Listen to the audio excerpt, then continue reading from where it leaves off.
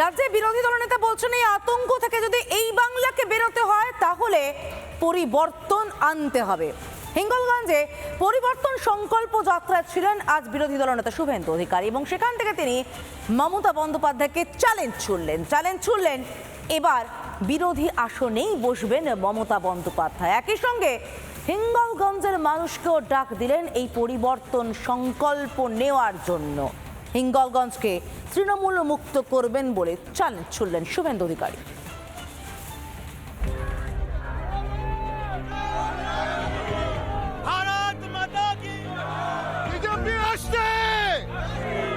বাংলাদেশ সীমান্তে উত্তর 24 পরগনার সন্দেশখালী অদূরে হিঙ্গলগঞ্জ। শুক্রবার সেখানেই শুভেন্দু অধিকারী র্যালি, মিছিলের শেষে হুঙ্কার।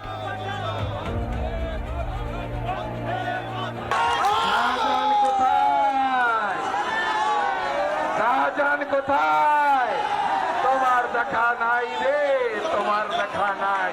আমি এবারে হিঙ্গলগঞ্জে ঘন ঘন আসবো, সন্দেশখালীর মতো ফাঁকা করবো।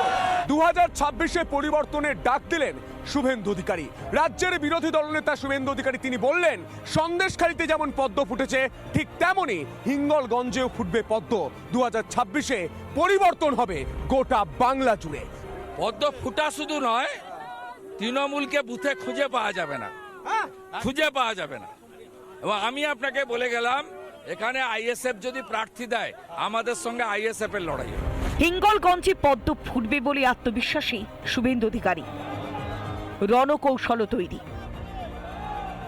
কিন্তু নির্বাচনের দায়িত্বটা আমি নিলাম। আমি জানুয়ারি মাসের প্রথম সপ্তাহে নির্বাচন ঘোষণার আগে আবার একবার আসবো, আর নির্বাচন ঘোষণার পরে আমি শুভেন্দু অধিকারী 5 বার হিঙ্গলগঞ্জে আসবো।